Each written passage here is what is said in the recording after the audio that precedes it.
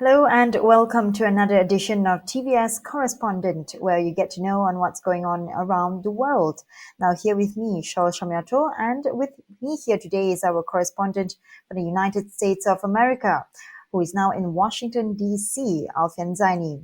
So Alfian, it's a pleasure to meet you again this week. Now, how are things going on there so far? Hi, Cheryl. It's a pleasure to see you again. As you can see, it's a sunny day here, and everything is fantastic, fabulous. All right. See, that's great to hear. It's definitely a sunny day there, okay, and midnight here for us. But, well, so what's new in the United States, Alfian? I think what's getting around that there's a new announcement on the immunization program in the States.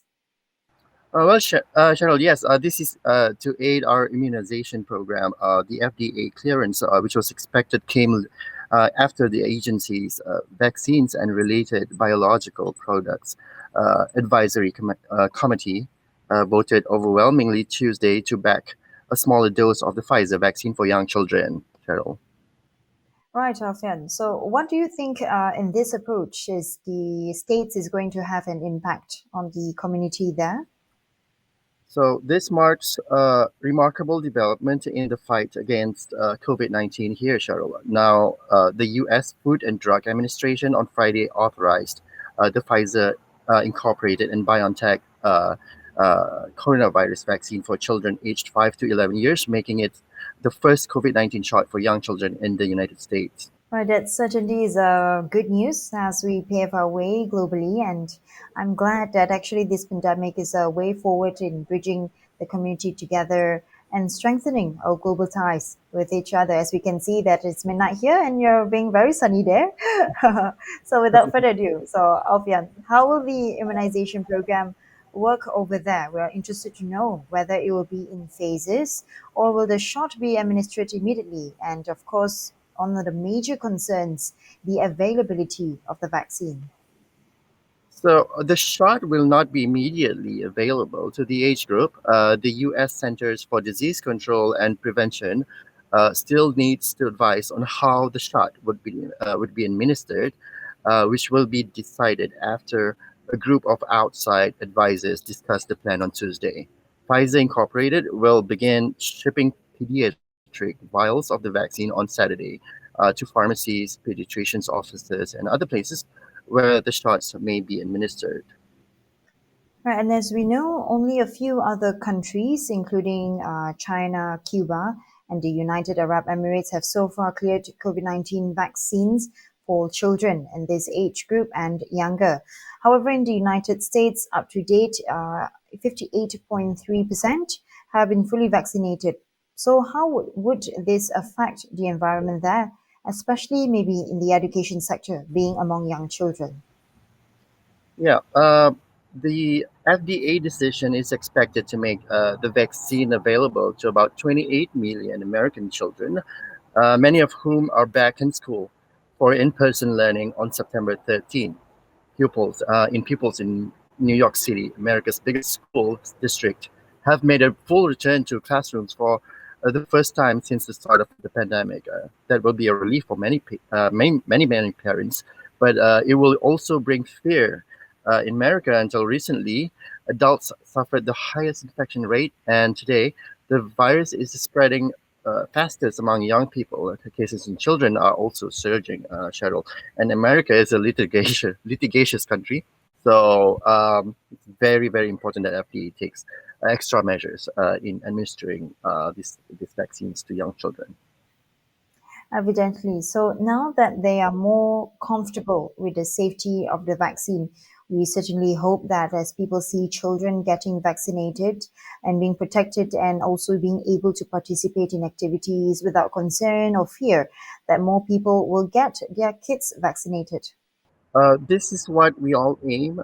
So actually, Cheryl, the decision came after a panel of advisors to the regulator voted overwhelmingly to recommend the authorization on Tuesday. And so the FDA authorized a 10 microgram dose of Pfizer's vaccine in young children, lower than the 30 micrograms in the original vaccine for those aged 12 and older. Yeah, Cheryl. Yeah.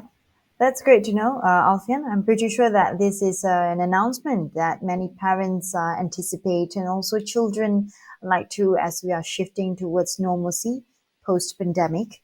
Now, viewers, we are going to the next development soon. However, we'll be back after a short break. Don't go anywhere.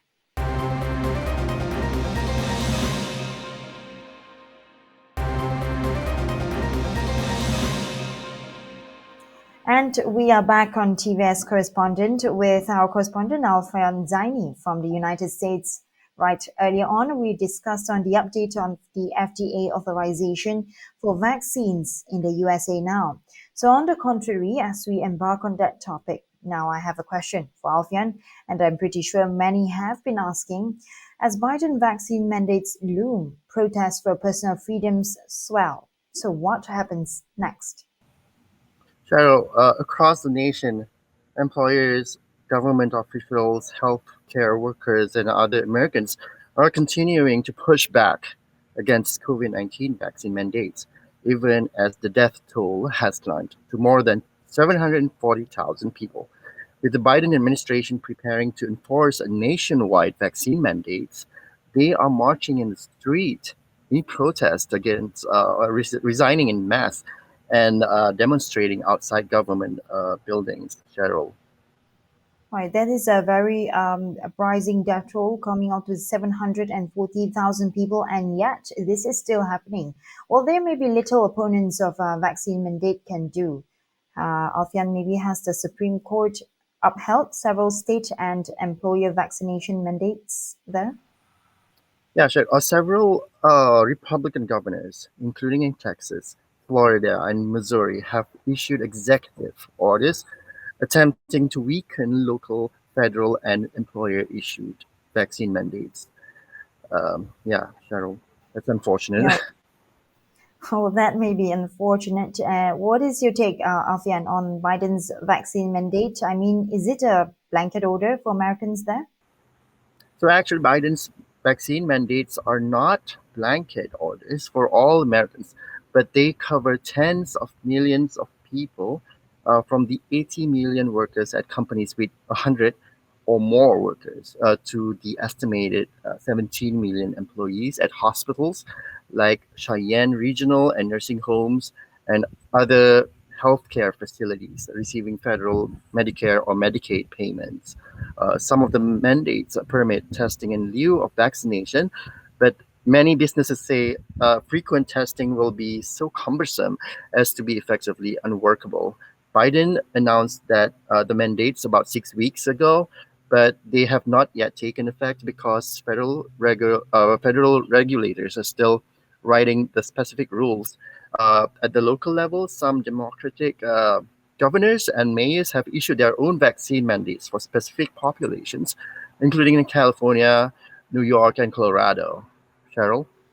I see. Now, following the mandate, this is a current issue that I'm pretty sure many, as we are well aware. But however, the goal is actually to target people protected, right? So I think that is a very good take from you. Thank you very much, Alfian. So thank you so much for your time and insights today, and also sharing us an insight. Although today's topic has been a little bit on the contrary for the second segment, however, it's a very happy announcement to know that the FDA has authorized vaccination for young children. And although the mandate is still happening there, I hope the situation there is under control.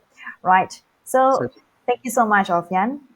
Certainly, my pleasure to report all this to you as well, and so also the viewers. Hope you all take care at home too.